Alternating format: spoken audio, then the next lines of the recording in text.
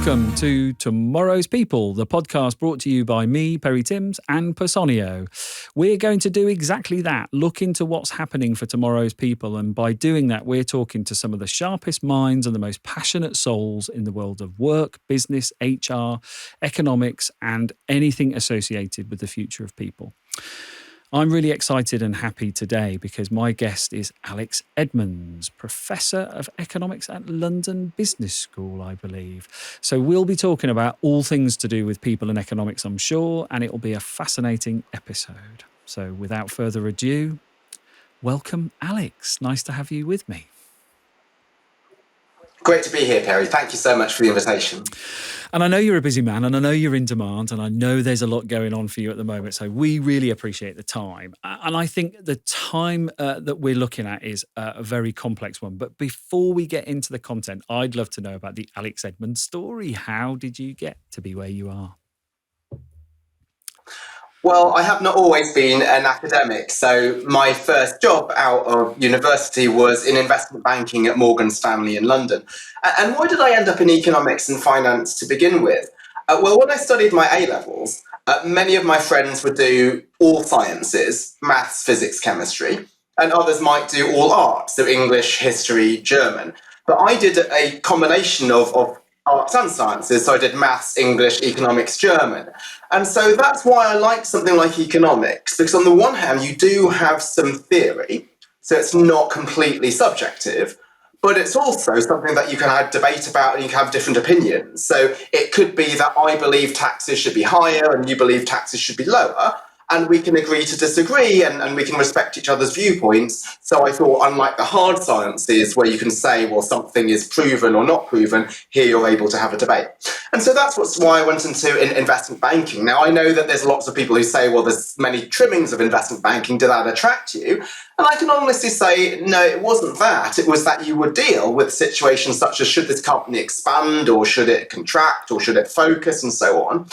But what I didn't like about it was that you would focus on one company's problems at one time. Whereas if you do research as a professor, and I'm sure we're going to get to this, the link between culture and firm performance, that's something that applies to many companies and perhaps different industries and all over the world. So that's why I left in 2003, nearly 20 years ago, to do a PhD at MIT in the US. Then I was a professor at Wharton, also in the US, for 6 years, and then moved to London Business School in 2013. And so as a professor, my job is research, so looking at the link between various things like culture and long-term performance. But what I'm particularly passionate about, and this is somewhat unusual for a finance professor, is disseminating it to the general public. So I love being on podcasts such as yours. So it's really nice of you to say, oh, I'm busy, but this is something I enjoy doing, is to speak to practitioners who will hopefully be implementing the findings of research in when they run businesses and in their day-to-day lives. That's really good to hear. I'm very grateful. I'm somebody who has been on, I would say, a fairly common understanding of economics, as in it's like, I don't get it. So we love it that there are people like you, I think, that take us into those areas with the research you talk about and codify it for us and give it us in a way that we can understand. But I have been looking at economics more recently because, not just because we're in a fragile sort of economic state, but I'm fascinated by the sort of turning and the shifts, and I guess you are too, like what's next for economics and the models that we use. So we'll get into that a little bit later on. I'm really interested in what you're working on right now. I mean, projects or things that you're setting out to work on. And if it's not confidential at all, would love to know a little bit more about what's occupying you right now. No, absolutely. Thank you so much for your interest. So a couple of years ago, I published this book called Grow the Pie, How Great Companies Deliver Both Purpose and Profit. And what it was about was the business case for responsible business. So we hear about the moral and ethical case, and obviously morals and ethics are important.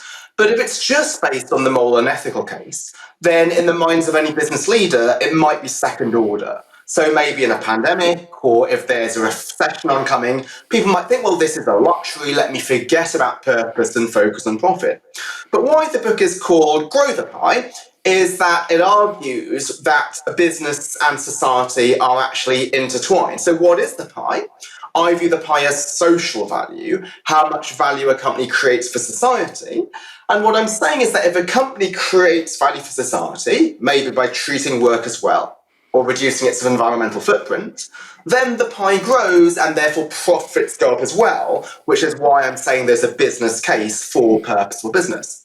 So what am I doing right now, because I wrote the book a couple of years ago, is disseminating that message a lot. So now the book is being translated into different languages. I'm giving talks on it. I was in Lisbon yesterday speaking at a leadership conference about the importance of responsibility. And then one thing which is really current is, as some of you all know, Prime Minister Liz Truss has adopted the grow the pie phrase. But actually, by that, she means something very different from me. So I've actually had to do quite a lot of clarifications on what I mean. So in Liz Truss's mind, the pie is financial wealth. And so if you make everybody richer, then she believes that everybody's going to be better off. So that might mean pursuing GDP growth or financial wealth. But for me, the pie is social value. So I'm not about wealth maximization. I'm about creating value for society. This might be human capital, natural capital, social capital, innovation capital, and then seeing profits as a byproduct. But why I and Liz Truss do agree is that value creation is the first thing that we should think about before redistribution. So you can only redistribute value if you create it, but we have different views of value. Hers is focused on financial value, mine is focused on value to wider society, which includes all of those stakeholders. I can imagine when people listen back to this, Alex, they'll be somewhat entranced by that, because whilst it's a very topical thing right now when this is being recorded, it'll be interesting to see how the Bank of England react and so on. But I'm really pleased to hear that you're talking about something that's beyond a sort of profiteering approach. And so when you researched the book and you found some examples of companies who were operating in that way, what was kind of a surprise to you versus what you expected? I guess you went into certain companies thinking, I expect to find this, but what were the sort of incidental surprises and things that really pleased you in that research that led to the book? Actually, I didn't find too many things surprising. And I have to admit this, because you have many authors of books who say, oh, when I did the research for the book, I found these groundbreaking things. You should all buy my book to learn all of this groundbreaking research. But for me, it wasn't groundbreaking. It was more common sense. And so when people hear me talk, they don't say, oh, Alex completely changed my view on something. Instead, they say, well, I had a sense that this was the case, but what he did is provided rigor and evidence and data to suggest what I thought all along. So the central thesis of my work is companies that treat their employees well, that reduce their negative impact on the environment, that truly care about customer welfare, they do better in the long term. Now, that's something that everybody sort of senses might be the case, but they think, well, there might be a couple of counterexamples of some companies who are successful despite not treating society well. And so even though they had a hunch it was true, it is not actually there in the data. So what I'm suggesting is in the data, that is supporting what people thought to be there anyway. And in fact, all the research that I did, which sent me down this line of socially motivated capitalism, was actually done before the book. So I did all of the work in around 2011 and so on. And so what the book was a practitioner guide to all of that academic research. So what I wanted to do in the book was to translate it into simple frameworks which are practical and easy to apply. And then I needed to find specific examples of companies. But I'd already found the general result in all of my research, but I wanted to have some specific examples to bring it to life. But because I'd already shown the data, the evidence in large-scale research, it wasn't something so surprising to me that I was able to find examples which fit the general trend that I had already shown. That's reassuring for me, because I think whenever I try to illustrate in the work I do an organisation that stands strongly in that space of social good and plausible ways of operating, some people kind of go, well, they're an exception. So I'm really glad you've got a deep and richer source of data that comes through in that. So I suppose my thoughts go to where you would like people to start to use this book and the teachings and so on. And my profession is the HR profession. And you talked about looking after people, which I think, again, is very reassuring. So if I'm an HR professional listening to this and I'm thinking, great, here's an opportunity to use this book, what's kind of in your mind about how you would see it being sort of deployed and I suppose a spark and a catalyst for people who are trying to get some of this going in their businesses? Again, I have to admit that what I'm finding in the book is probably not going to be hugely revolutionary to HR people, because HR people do understand the importance of human capital. But where I think the book could be powerful is to provide the HR profession with, I don't know whether weapon is the right word, but a weapon to take this to the chief financial officer, because sometimes they are the enemy of employee-friendly initiatives. They might think you have a fixed pie, and so anything that you give to workers is at the expense of profits. That's why you have companies like Sports Direct who might want to make profits by squeezing as much as possible out of their employees. So what I hope to provide is some ammunition, some firepower to say, well, actually, if you are treating your workers well, this might be in financial pay, but this might be in other factors, such as more flexible working practices and so forth. Yes, a finance person might think if you give greater flexibility, won't employees abuse that flexibility by shirking and taking liberties? But this is actually not what the data finds. This finds that if you are increasing worker well-being, then they will become more motivated and more productive. So what a finance person might otherwise have dismissed as wishful thinking, and they might want to shut down some HR initiatives, this is something where both the large-scale evidence, but also the individual examples, is some firepower that the HR professionals can use to elevate what they're doing anyway, but also to put it in language that the finance people understand. And so this is why it's strange for you to be interviewing me, because I am a professor of finance, not of human resources. I'm an ex-investment banker. So if somebody was to be sort of skeptical about the HR profession, it should be me. But I'm not, because of the data and evidence. And if the data and evidence convince me to make this a big part of my career, then hopefully it's something that can convince the chief financial officer and even investors. Now, that final link is important, because often some companies might think, oh, okay, I would love to take a more long-term approach, but my shareholders are going to sell my shares if I'm not after short-term profits. But one of the great things that we've seen in the last couple of years is investors are now taking, say, diversity and inclusion really seriously, because they know that if we care about the long-term sustainability of the company and long-term shareholder returns, we need to make sure that our most important asset, our human capital, is treated really well. Again, I think that's really reassuring. And I don't doubt that I think what's hindered perhaps some of the people initiatives inside organizations is that lack of empirical evidence. So maybe it's felt like it feels good, but does it have that kind of performance improvement and in the way you've just described? I mean, I'm sure you're aware and sort of tuning into this thing, but I took a great deal of heart in 2019 when the Business Roundtable declared a departure from shareholder value to stakeholder value over in the USA.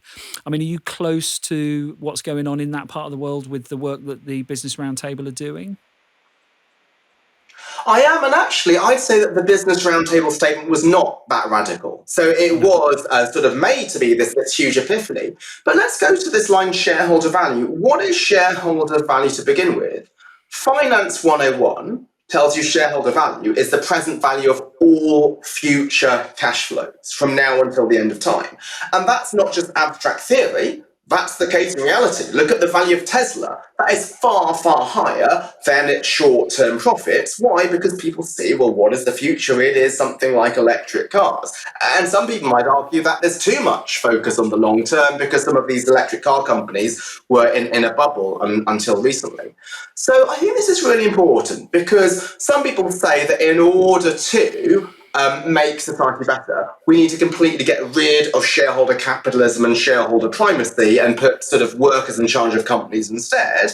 But actually, I just will allude back to my earlier point. It is a number of shareholders are really taking these employee issues seriously. I have worked with a number of investors who've taken my research and say, we now want to find some frameworks to evaluate the value of a company's human capital, because we understand that this is going to be important for long-term value. So then what is the problem? It's not too much focus on shareholder value, it's too much focus on short-term profits. And importantly, these two things are different because shareholder value, you care about all of the long-term future profits, but sometimes we are paying chief executives according to quarterly earnings or some 3-year target. And so one of the other things that I've been a big advocate for, and I'm trying to push in my work with policymakers and practitioners, is to lengthen the horizon of CEO pay from maybe 3 years to 5 years or 7 years. Also, actually to require a chief executive to continue to hold shares in her company even after she's departed. Why? Because many employees will probably stay at the company longer than the CEO. Many investors are long-term investors who might outlast the CEO as well. And so you would like to make sure that the chief executive has a mindset which goes beyond her tenure.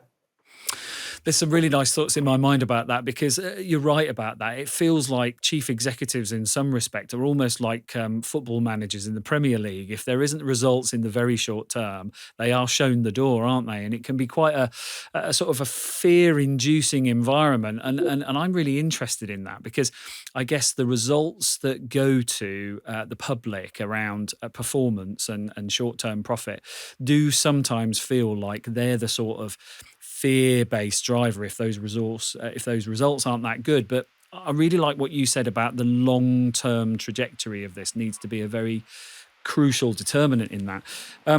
So without sort of revealing too much on the book or whatever it might be, how do we get leaders to be much more responsive to that long-term thing and not be overly obsessed with quarterly returns and profits in the way that you described? Is there some kind of dialogic or even sort of secret sauce we can deploy that helps them start thinking a bit more like that? Yeah, I think it's actually evidence. And so you might think, I would say that being a finance professor, somebody who likes data, but why I like evidence is it's something which is apolitical. So a lot of people right now, they say, oh, I don't like this ESG movement. It's something that only sort of left-wing woke people should care about. But when you have evidence, that's just there in the data. So this transcends people having different values and different political beliefs. This is what the data is showing. And I think the evidence is really useful because it convinces a lot of the skeptics that this is something which we should take really seriously. So some of the nicest comments I receive is if I'm speaking at a conference and somebody comes up to me sort of over drinks, maybe they've had like a couple of glasses of wine, they will say, I really didn't want to listen to your talk, right? I saw here there's a professor, and he must know nothing about the real world, and speaking about purpose. We're here to make money, right? We're a private equity firm, but they said, oh, no, you actually convinced me with data. And so this wasn't ideology, this wasn't guilt tripping, so I think data is useful. And so what might the data show? So just as a sort of a quick short summary of one of my own pieces, it shows that companies that treat their workers really well, as measured by being in the best companies to work for in America, they outperform their peers by 2.3 to 3.8% per year over a 28-year period. So that's the long term. So that's 89 to 184% compounded. So that's something that even if all you care about is shareholder returns, right, you would want to invest in your people. And then I do further tests to suggest is it correlation or causation? It's employee satisfaction that leads to better performance, rather than better performance allowing employees to be treated better. But I think it's when you have this evidence, that's what convinces people to realise that HR is not just an HR director issue, it is a CEO level issue. Right? If you want to be a great chief executive, you need to understand your people. In fact, there's an investor, one of them, a very powerful investor in the UK, who I know asked this to chief executives of companies she owns shares in, and she says, well, tell me about your people, what are their concerns?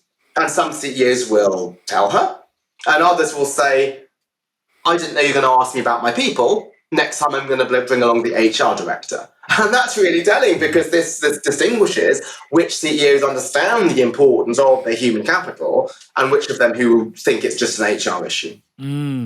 Again, I think there might be my colleagues kind of shouting eureka, because I think it's this kind of thing that we've been, I guess, looking for so that we can, I mean, there's been a cliche for some time, Alex, where, apparently the seat at the table is what HR directors should be going for. And I don't tend to buy into that. It's about influence and impact.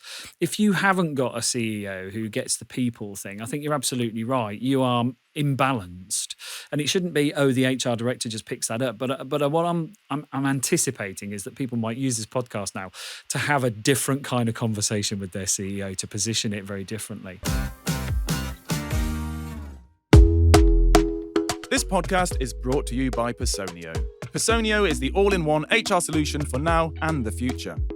We help HR teams recruit, onboard, manage, pay, and develop employees more efficiently, and our easy-to-use solution works across every part of the employee lifecycle. Automate your people processes and gain time back for more impactful work, like creating your people strategy. After all, everything starts with people. To find out what Personio can do for you and your business, head to personio.com. That's PERSONIO.com.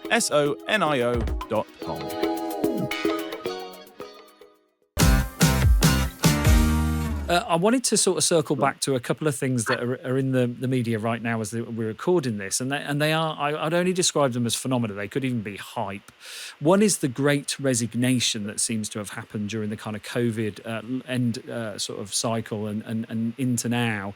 And the other one is this kind of TikTok phenomena of quiet quitting. I mean, many of my fellow professionals are kind of going, well, they're not real, but they're being talked about. So what's going on in there? Do you have a view on things like that, quiet quitting and the great resignation? Is that something that's come across your research or radar? Yeah, so it's something where, because it's a relatively recent phenomenon, there is not the large-scale data that you have to make definitive claims. And in particular, if you want to do things like disentangle correlation from causation, this unfortunately takes sort of several years. So I will say what I am observing, but it's not as strongly based on data as some of the other claims that I've made. I do think it is an important phenomenon, and I think what this highlights is that for people, what they require is not just a good pay and benefits, but a job that really inspires them. So a corporate culture which is inclusive, which allows them to bring their best self to work, and also the company's mission to be something that they care about, they want to wake up every day for. So this might contrast, say, my prior industry, investment banking, where people would sort of put up with long hours and perhaps mistreatment by their boss because the pay and the prospect of promotion was so attractive. But I certainly see this in my own students. I've been a professor of MBA students now for 15 years, and I think in the past, people would not have resigned from jobs because that would just be sort of crazy to take your foot off the career ladder. But now, because people have different types of objectives, I think if a job is not fulfilling, it doesn't really matter how much you pay them or what nice job title you give. This is what they spend most of their working hours doing and what waking hours doing. And if this is not something which is fulfilling, then they will walk out of the door. Again, I think we've been trying to play that a little bit more strongly, I think, in HR. And certainly the pandemic gave us a chance to kind of reset, didn't it? As a population, we were looking at different things and we were exploring how we wanted to be. So that's really good news, because, I know that people like the Confederation of British Industries a couple of years ago published some reports and said, look, purpose-led businesses look and are more sustainable and more attractive and more appealing. So I'm guessing there's a bit of a call here, which is let's kind of revisit the purpose. Let's look at the meaning. Let's look at how people feel and have an experience of work. And I wanted to take you back to that whole investor thing, because I guess that's really interesting, whether it's shareholders or whether it's venture capital. Have you seen, observed, or even researched that people aspect, the culture aspect, and so on, is more important as an investment decision than just the product and the uniqueness of that? Are you seeing that people are really, really strong in investors choosing to back certain companies? Yeah, absolutely. So this is something where the investment industry is really understanding the importance of. And in fact, there is a fund called the Parnassus Endeavour Fund. It used to be called the Parnassus Workplace Fund, where its central thesis is let's find companies which are great places to work for. They only changed their name from Workplace to Endeavour because they also have a fossil fuel screen as well. So it's now not just workplaces. And at the time, this was the best performing fund over the last 1, 3, 5, and 10 years. out of all funds, not just ethical or sustainable funds. Why? Because they're finding human capital which might be underpriced by the market. And in general, I think all funds are taking human capital issues very seriously, not just funds with an ethical or sustainable or workplace label. Why? Because this is something which the evidence suggests is linked to the long-term performance of a company. Also, what is interesting is investors don't just want something which is good for firm value, but they want something which is good and mispriced by the market. So what do I mean by this? Well, it'd be crazy to say, oh, let's buy Facebook because Facebook is a leader in social media, because everybody knows that, right? So it's priced in, you're not going to be finding hidden treasure. But because human capital is so difficult to measure, right, it's not on balance sheets and income statements, that's something which people could overlook. And there are investors who are trying to take some creative approaches to it, be this textual analysis of Glassdoor surveys to try to figure out, well, what is the value, what is of the human capital, what's the culture of the organization. In companies, investors are increasingly looking at things like the best companies to work for list that I've mentioned earlier in order to try to find out the value of human capital. Why? Because they know that it's value relevant, but they also know that it's something that other investors might not be able to fully understand. Again, I find that reassuring, and I guess there's something in that about they are investing in the future, so they're investing in the future of people as well as future of the share value, as you talked about earlier on. One of the things that occurs to me sometimes, Alex, when we're talking about purposeful work and meaning, and you may have come across this, so I'll be interested in your view. Some people kind of go, yeah, but that's just for privileged people who work in an office and so on. What about digging up roads and working in utilities and logistics and warehousing and so on? I mean, what's your view on that? Because I certainly have one, but I'd be interested in your view too. Is things like purpose and meaning just for the privilege of the white collar sort of fraternity of work? Or is your research and your finding and your view on it that actually it's not that at all? I think it's not just for the white collar type jobs. And so this is one thing that actually I did find surprising in my research. So I did say many things I sort of expected. But what I looked at was when I sort of differentiated about industry, I thought human capital would matter in particular in, say, pharmaceuticals, in tech, because those are high human capital jobs. You might think that it doesn't matter in other industries. But what I found is it was consistent across all industries. And in fact, the first company to call me up and ask to interview about my research when it first came out was McDonald's. Now that is surprising, because if you thought that there was one company that could go back to the 20th century way of working, it is McDonald's. Why? Because you might think employee retention is not as important, because you might think, well, if somebody quits, you can just find somebody else and train them up relatively quickly. But they said, no, our employees are really customer facing. Like, if employees are surly, we recognize that they will sort of sully the customer experience. And one company at the time, which was lambasted, I think, by some investors for their treatment of workers, was Costco. Why? Because they were treating their workers too well. Right? People were saying, look, Walmart pays its workers $11 per hour. You're paying them $20. And there was an equity analyst in Wall Street saying, why would I want a company who've got double the cost base?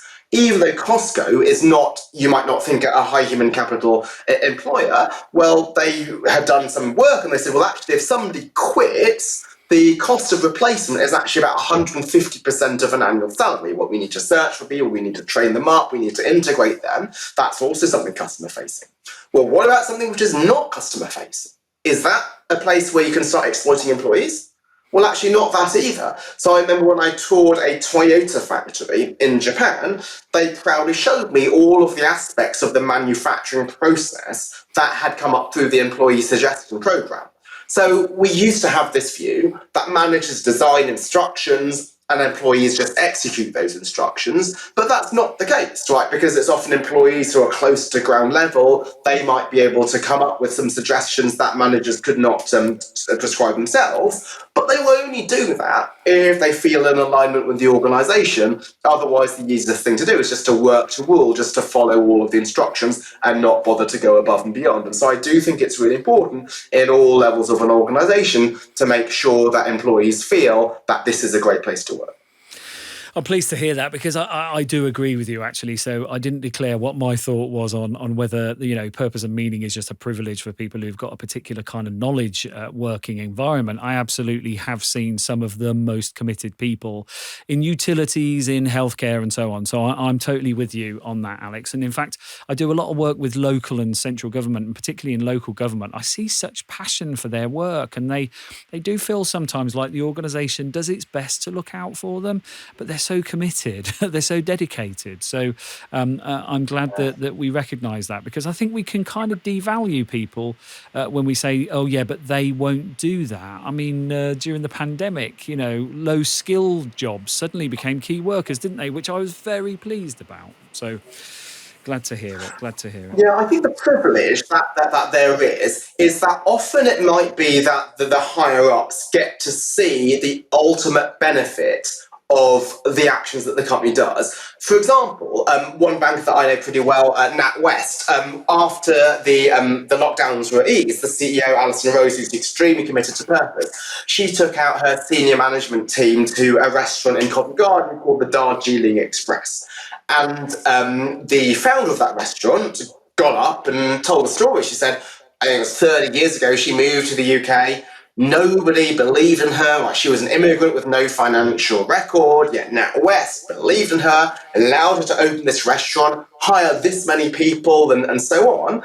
And if you were a loan officer who might have sort of done the processing of these statistics to get that loan, you would not have seen all of that. So it is incumbent upon the people who are privileged, because they get to see the ultimate impact, because they are the ones who are client facing, to report that back to maybe the juniors. I know that when I was in investment banking, on his way back to the meeting, which obviously I didn't often go to being so junior, the boss would call me and say, this is how the meeting went.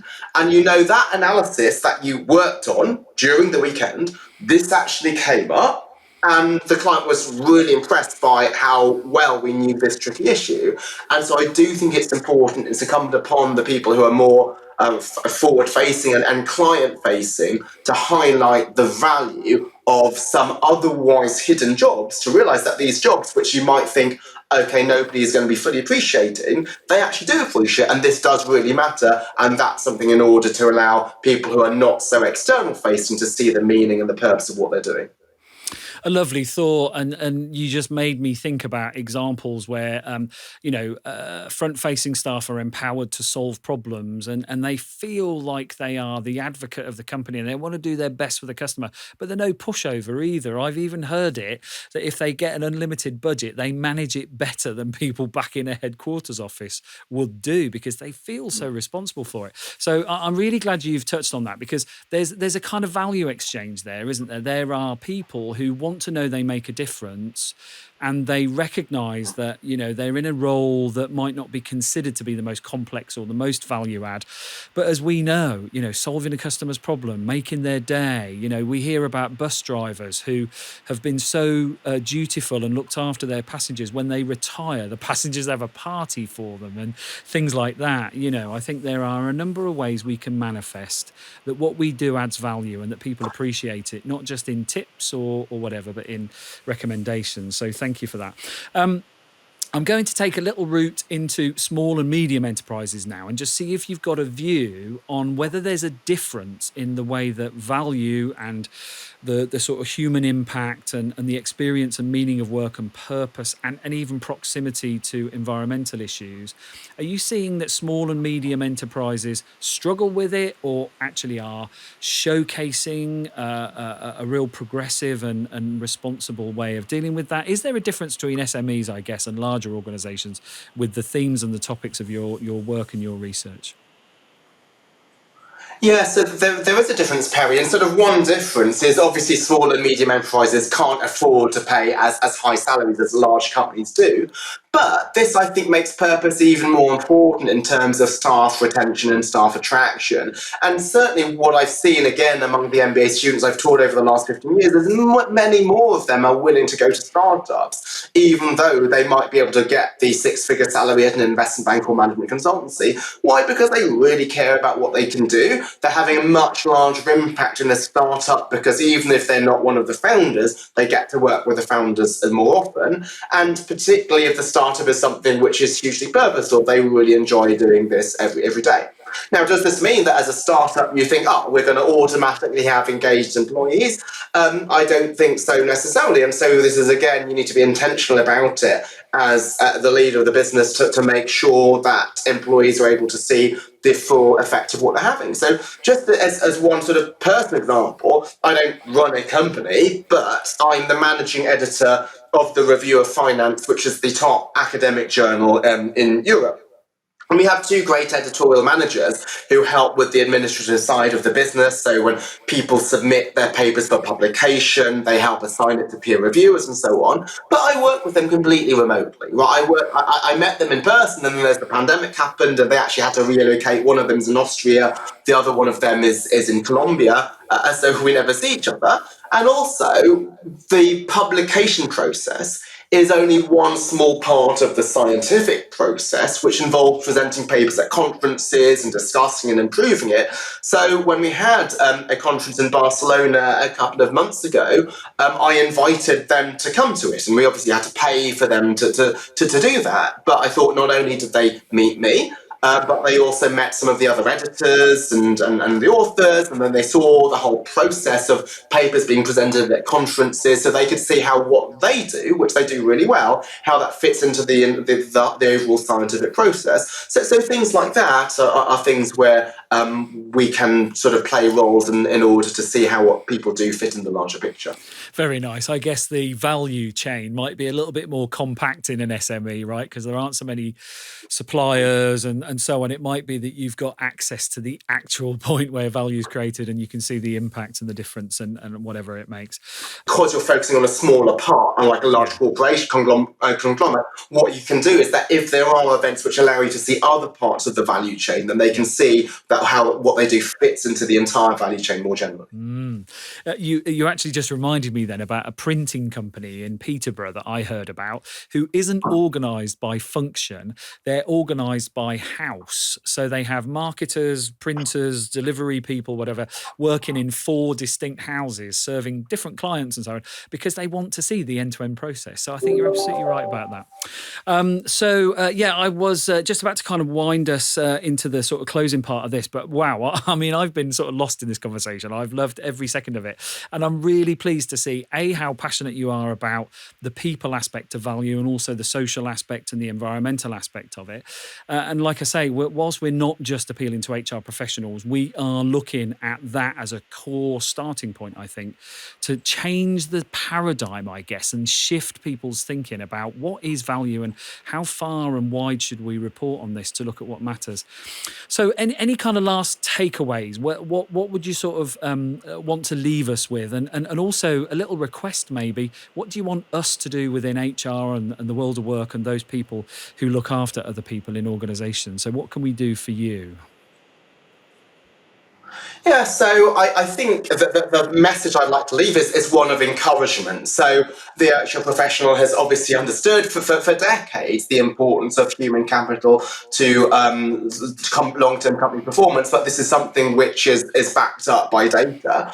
I'd also offer encouragement in that even when times are difficult, and it might not be something where you can always pay people in terms of finances, that given now people are looking for other things which are fulfillment and purpose within their jobs, it might be that a company is able to provide those. Now, that is absolutely not to say that there are not real challenges that can only be addressed with money, such as the cost of living crisis and so forth. So you can't just say, "Oh, I'm not paying you because I'm providing you with a purposeful workplace." But it is, you have a hierarchy of needs. Is that once you are able to satisfy people's basic physical needs, then it may well be that they are placing even more emphasis on purpose and mission than people would have done in the past.